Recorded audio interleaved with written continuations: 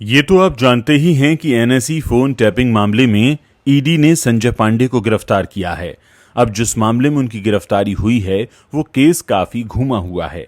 आइए इस पूरे मामले को सरल शब्दों में समझने की कोशिश करते हैं। मुंबई के पूर्व पुलिस कमिश्नर संजय पांडे को मंगलवार के दिन ईडी ने गिरफ्तार कर लिया। एनएसई फोन टैपिंग मामले में कई घंटों की पूछताछ के बाद उनकी गिरफ्तारी हुई। उन्हें 9 दिनों की ईडी कस्टडी में भेजा गया है। उनके अलावा इस मामले में और भी कई हाई प्रोफाइल लोगों के नाम सामने आए हैं। सबसे बड़ा तो एनएसई की पूर्व सीईओ चित्रा रामकृष्ण का नाम है। लेकिन बड़ा सवाल यह है कि आखिर ये फोन टैपिंग मामला है क्या? ऐसा क्या हुआ कि एक पूर्व पुलिस कमिश्नर को गिरफ्तार करना पड़ा? ये पूरा टैपिंग कांड साल 2009 से 2017 के बीच किया गया है। आरोप ये लगा है कि एनएसई के कई कर्मचारियों के फोन टैप किए गए। इस पूरी टैपिंग में चित्रा रामकृष्ण ने भी सक्रिय भूमिका निभाई। संजय पांडे को लेकर कहा गया है कि उनकी एक कंपनी थी, आईसेक्स सर्विसेज। इसी कंपनी की मदद से एनएसई कर्मचारियों के फोन टैप किए गए थे। इस पूरे काम के लिए संजय को 4 करोड़ 45 लाख रुपए भी मिले। अब ये जो रुपए वाला खेल है, यहीं से एनएसई के कई बड़े अधिकारी भी शक के घेरे में आए। जांच के दौरान ये सामने आया है कि इन बड़े अधिकारियों ने संजय पांडे की आईसेक्स सर्विसेज के फेवर में कई एग्रीमेंट्स किए। बाकायदा फोन टैपिंग की मशीनें लगाई गईं जिससे एनएसई के कर्मचारियों पर नजर रखी जा सके। अब सवाल ये उठता है कि जांच एजेंसियों को आखिर इस मामले की भनक लगी कैसे? उन्हें कब पता चला कि एनएसई के कई कर्मचारियों के फोन टैप किए जा रहे थे? असल में सबसे पहले यह मामला गृह मंत्रालय के पास गया था और फिर एक एक करके ईडी और सीबीआई दोनों इस मामले से जुड़ गए। ईडी का आरोप है कि संजय पांडे ने साल 2000 में पुलिस सेवा से इस्तीफा दे दिया था, लेकिन उस इस्तीफे के बावजूद भी उनके खिलाफ एक याचिका दर्ज थी। वो याचिका उनकी सर्विस से जुड़ी हुई थी। इसी बीच 2007 में उन्होंने वीआरएस के लिए अप्लाई किया, जो फिर 2008 में उन्होंने वापस भी ले लिया।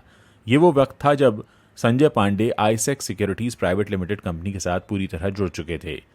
इस कंपनी की बड़ी मीटिंग तो वो पहले भी अटेंड करते थे, लेकिन 2008 के बाद वो ज्यादा सक्रिय हो गए थे। उनके सक्रिय होने के बाद ही ये फोन टैपिंग वाला विवाद शुरू हुआ।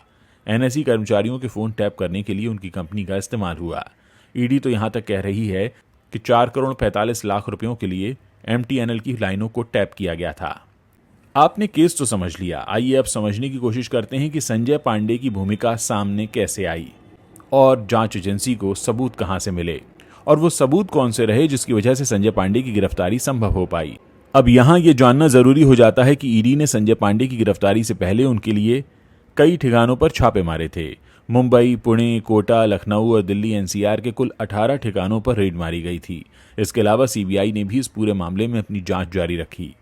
उन्हें आईसेक्स सिक्योरिटीज कंपनी के ऑफिस से पेमेंट रिसिप्ट्स मिले, कॉल रिकॉर्डिंग के सैंपल्स और 2 लैपटॉप भी बरामद हुए।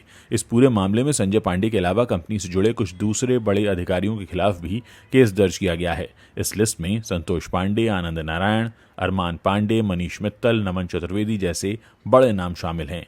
ये सभी लोग टैपिंग कांड के वक्त कंपनी में बड़े पदों पर आसीन थे। अब मामला तो समझ में आ गया, लेकिन संजय पांडे खुद को निर्दोष बता रहे हैं। वो इसे राजनीति से प्रेरित एक मामला मान रहे हैं। उनके मुताबिक उनकी तरफ से फोन टैपिंग की कोई भी मशीन नहीं लगवाई गई थी। वो तो दावा कर रहे हैं कि ये मशीनें एनएसई की तरफ से ही उन्हें दी गई थीं। ये भी साफ कहा गया कि उनकी कंपनी ने कभी भी फोन टैपिंग या फिर लाइव मॉनिटरिंग नहीं की थी। उन्होंने इस पूरे कांड के लिए सिर्फ और सिर्फ एनएसई को ही जिम्मेदार बता दिया है। अब अगर संजय पांडे की निजी जिंदगी की बात करें तो उनका जन्म 30 सितंबर 1962 को मुंबई में हुआ। वो आईआईटी कानपुर से ग्रेजुएट हैं। इसके अलावा हार्वर्ड यूनिवर्सिटी से उन्होंने मास्टर ऑफ पब्लिक एडमिनिस्ट्रेशन की डिग्री ले रखी है। वे 1986 में पुलिस सर्विस से जुड़े थे। उन्हें 1992 में मुंबई दंगों के दौरान प्रभावशाली काम करने के लिए भी जाना जाता है। इसके अलावा कॉबलर घोटाले के दौरान उन्होंने मुंबई पुलिस के इकोनॉमिक ऑफेंस विंग डिपार्टमेंट में काम किया था। बाद में राजनीतिक हस्तक्षेप की वजह से साल 2000 में उन्होंने पुलिस सर्विस से इस्तीफा दे दिया था। यह अलग बात है कि वो बाद में वापस जुड़ गए और अप्रैल 2021 में उद्धव ठाकरे सरकार ने उन्हें महाराष्ट्र के डीजीपी का प्रभार दे दिया। हालांकि आईपीएस रजनीश सेठ को महाराष्ट्र के डीजीपी नियुक्त किए जाने के बाद उनसे प्रभार वापस ले लिया गया था। इस साल 30 जून को वो रिटायर हो गए थे। बहरहाल इस समय वो अब ईडी की कस्टडी में हैं और देखना यह है कि ये पूरा मामला किस तरह से आगे बढ़ता है।